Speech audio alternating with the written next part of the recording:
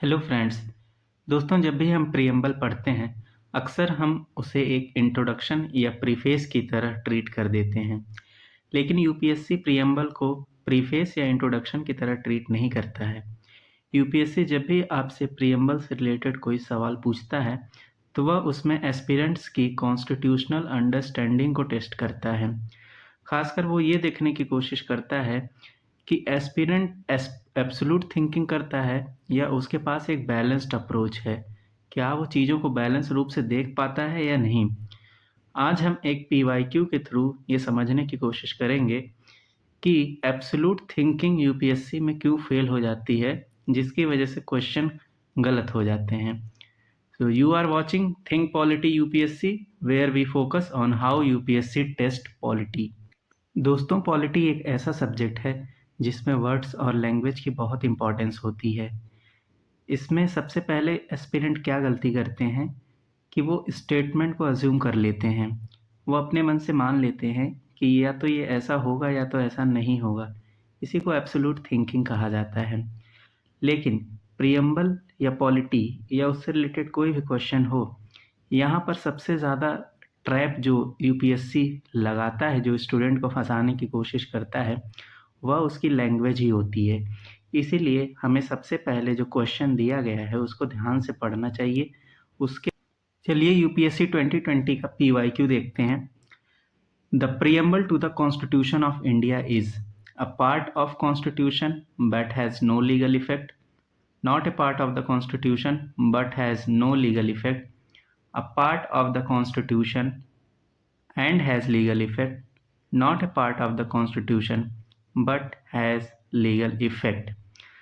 Video को आप थोड़ा पॉज कीजिए और ऑनेस्टली आप सोचिए कि अगर आप एग्ज़ाम हॉल में होते तो आप इस क्वेश्चन का क्या आंसर मार्क करते। ज़्यादातर स्टूडेंट क्या करते हैं, वो यहाँ पर एक सिंपल एजम्पशन बना लेते हैं। वो ये सोचते हैं कि प्रियम्बल नॉन जस्टिसिएबल है, और नॉन एनफोर्सिएबल है। ये दोनों कारण की वजह से प्रियम्बल का कोई लीगल इफेक्ट नहीं होगा। ये और यहीं पर एब्सोल्यूट थिंकिंग आपकी शुरू होती है। याद रखिएगा, नॉन जस्टिसिएबल या नॉन इन्फोर्सिएबल होने का मतलब नॉन इम्पॉर्टेंट या लीगली रेलेवेंट होना नहीं होता है। इसीलिए इस टाइप के क्वेश्चंस को ध्यान में रखने के लिए आपको कॉन्सेप्चुअल क्लैरिटी की बहुत ज़रूरी होती है। और पॉलिटी में किसी भी क्वेश्चन को कॉन्सेप्चुअल रूप से एनालाइज करने का उसका बेसिक तरीका होता है कि क्या वो कॉन्स्टिट्यूशनल या कॉन्स्टिट्यूशन में ऐसा बोला गया है, क्या जुडिशरी ने उसको किसी तरह से इंटरप्रेट किया है या नहीं।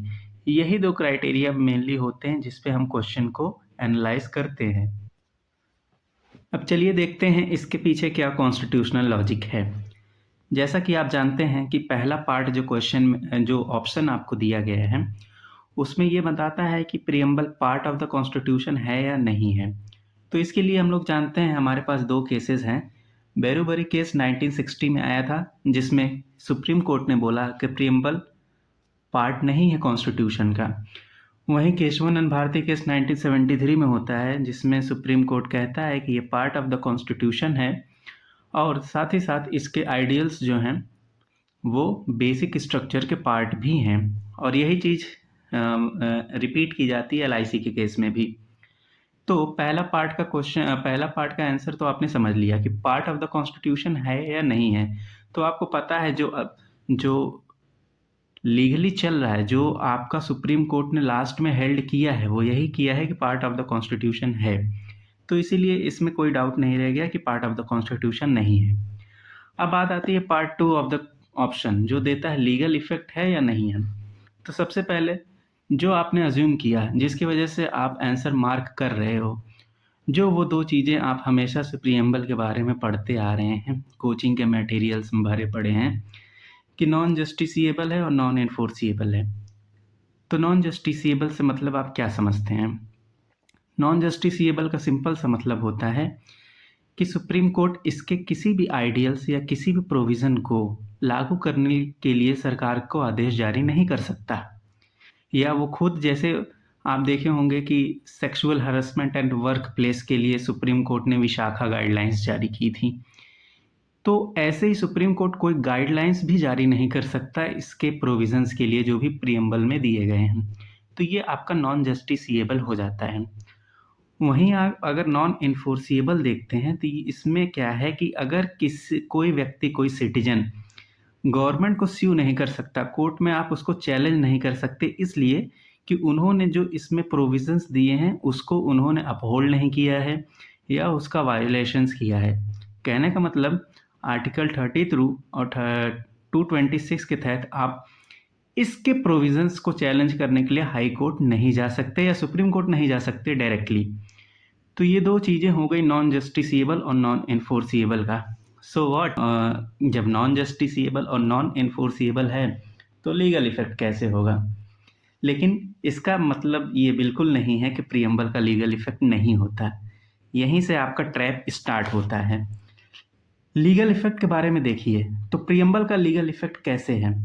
जब भी बार बार कई सारे केसेस में सुप्रीम कोर्ट ने कहा है कि अगर किसी भी प्रोविज़न को इंटरप्रेट करने से रिलेटेड कोई एम्बिग्यूटी आती है, एम्बिग्यूटी अगर किसी भी प्रोविजंस में आती है तो उसको समझने के लिए कि ये चीज़ क्यों इस कॉन्स्टिट्यूशन में लाया गया होगा, इसके पीछे क्या मकसद है, तो उसको समझने के लिए कोर्ट क्या करेगी? कोर्ट प्रियम्बल का सहारा ले सकती है। इसीलिए आपको याद होगा कि प्रियम्बल को फिलॉसफी ऑफ द कॉन्स्टिट्यूशन कहा जाता है। क्यों? क्योंकि इसमें आइडियल्स मेंशन्ड हैं। तो जब भी कोई सुप्रीम कोर्ट किसी भी कॉन्स्टिट्यूशनल अमेंडमेंट, कोई बिल, कोई भी कानून, किसी भी चीज़ को अगर वो इंटरप्रेट कर रही है तो वो इसमें प्रियम्बल का यूज़ कर सकती है कि क्या जो आइडियल्स प्रियम्बल में मेंशन्ड हैं वो उसको वायलेट कर रही है या नहीं कर रही है। सिर्फ याद रखिएगा, सिर्फ इंटरप्रिटेशन के लिए कर सकती है, उसके बेसिस पर वो उस लॉ को खारिज नहीं कर सकती है कि ये लॉ प्रियम्बल को वायलेट कर रहा है इसलिए ये लॉ इनवैलिड है, ऐसा नहीं है।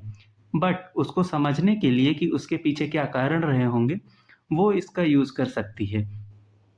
तो यहाँ से आप समझ गए कि प्रियम्बल का लीगल इफेक्ट होता है क्योंकि कोर्ट उसको प्रोविजंस को इंटरप्रेट करने के लिए यूज़ करती है। तो अब हम देखते हैं कि क्या कोई गोल्डन रूल है इससे नहीं प्रियम्बल से रिलेटेड? तो बिल्कुल है।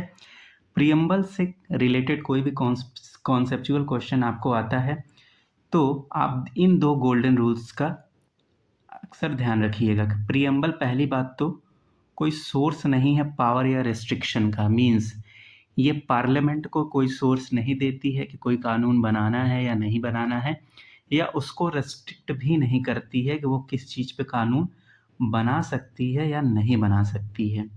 दूसरा, a law can not be struck down because it violates preamble. जैसा कि मैंने आपको पिछले स्लाइड्स में बताया कि सुप्रीम कोर्ट किसी भी लॉ को इस वजह से स्ट्रक डाउन नहीं करेगी कि वो वायलेट करता है प्रियम्बल के प्रोविजंस को।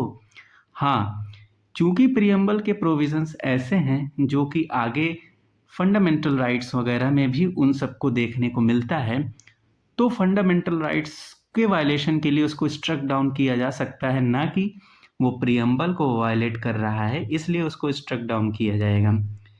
सो अब आप यहीं पर देखिए कि कैसे यूपीएससी आपसे एक बैलेंस्ड अप्रोच की अपेक्षा रखता है। इसमें एस्पिरेंट को सब कुछ मान लेना सही या बिल्कुल नहीं मानना, वो अगर वो करता है तो वो उसके लिए प्रॉब्लम क्रिएट होता है। अगर वो थोड़ा सा थिंकिंग करेगा कि क्या ये कॉन्स्टिट्यूशनल या कोर्ट के हिसाब से चीज़ें हैं या नहीं हैं, तो वो ये क्वेश्चन को आराम से कर लेगा। अब देखिए, हमने यहाँ पर एक प्रैक्टिस एमसीक्यू आप लगाए हैं। अब ऐसे क्वेश्चन को ध्यान से देखिए। Which of the following statements best explains Y federal is absent from preamble? Federal शब्द आखिर क्यों प्रियम्बल में नहीं है, ये क्वेश्चन पूछ रहा है, क्यों एब्सेंट है। तब आपके ऑप्शंस को देखिए। इंडिया 1950 में फेडरल नहीं था, फेडरलिज्म सोवरेंटी के अंदर इम्प्लाइड है, फेडरलिज्म एक स्ट्रक्चरल फीचर है, कोई फिलोसफिकल आइडिया नहीं है, या federalism was added later through judicial interpretation. अब बेसिकली देखिए, प्रियम्बल में क्यों नहीं ऐड है ये आपसे क्वेश्चन पूछ रहा है वो। अब आप यहाँ पे ध्यान से देखेंगे तो इंडिया वॉज नॉट फेडरल इन 1950। कुछ लोग इस क्वेश्चन पे इस ऑप्शन को थिंक कर सकते हैं, एब्सोल्यूट थिंकिंग में चले जाएंगे, अरे यार कि 1950 में हमारा कॉन्स्टिट्यूशन लागू हुआ, तब तक तो हम फेडरल नहीं थे, तो प्रियम्बल में फेडरल कैसे लागू होगा। तो ये बात गलत है, क्योंकि आपको पता है कि ऑब्जेक्टिव रेजोल्यूशन जो है वो सबसे पहले ही अडॉप्ट किया गया था। अब आप देखिए कि इसमें जो आपका करेक्ट आंसर है वो क्या है कि फेडरल होकर के एक फिलोसफिकल आइडियल नहीं है, बल्कि एक स्ट्रक्चरल फीचर है। फेडरलिज्म कॉन्स्टिट्यूशन का एक फीचर है, जो कि आपको जब आप फीचर्स ऑफ द कॉन्स्टिट्यूशन पढ़ते हैं तो उसमें देखने को मिलता है, लेकिन ये कोई फिलोसफिकल आइडियल नहीं है। और प्रियम्बल आप जान ही रहे हो एक फिलोसफिकल बैंक है हमारे लिए।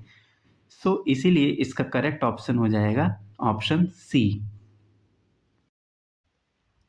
अब दोस्तों, एक हमारे पास ये लास्ट हमारा एक प्रैक्टिस MCQ है, जो मैं आप लोगों के लिए ये छोड़ के जा रहा हूँ। क्वेश्चन मैं पढ़ देता हूँ। The words we the people of India imply all the following except popular sovereignty, constitutional legitimacy, continuous direct exercise of power by people, or collective will behind the constitution. How many given statements are correct? So you have to tell only one correct, only two correct, only three correct, या none of the above is correct. So अगर आपको लगता है कि आपकी preamble की concept clear हैं और आप उससे रिलेटेड कोई भी क्वेश्चन सॉल्व कर सकते हैं, तो इस प्रैक्टिस MCQ का आंसर आप कमेंट बॉक्स में ज़रूर दीजिएगा। अगर आप इस टाइप के क्वेश्चंस को आराम से सोच पा रहे हैं, तो इसका मतलब आपके पॉलिटी के कॉन्सेप्ट बिल्कुल क्लियर हैं, और साथ ही साथ आप UPSC द्वारा जो लैंग्वेज और वर्ड्स में ट्रैप बनाया जाता है आपके लिए, आप उसको कैटर करने के बिल्कुल करीब हैं। इस वीडियो से एक बात क्लियर होनी चाहिए कि प्रियम्बल ना तो लीगली मीनिंगलेस है और ना ही लीगली सुप्रीम है। UPSC प्रियम्बल के थ्रू आपकी बैलेंस्ड कॉन्स्टिट्यूशनल थिंकिंग को टेस्ट करता है। फ्रेंड्स, अगर पॉलिटी आपको कंफ्यूजिंग लगती है तो याद रखिए, आप सबके पास नॉलेज कम नहीं है। आप वो सारी चीज़ें हमेशा हर जगह पढ़ रहे हैं। सिर्फ आप जब एब्सोल्यूट थिंकिंग करते हैं तो वो आपके लिए प्रॉब्लम क्रिएट करती है। ऐसे ही PYQ बेस्ड पॉलिटी डिस्कशन के लिए आप चैनल को सब्सक्राइब कीजिए, और इस वीडियो से रिलेटेड जो भी आपके कमेंट, आपके सुझाव हों, वो कमेंट बॉक्स में ज़रूर दीजिए।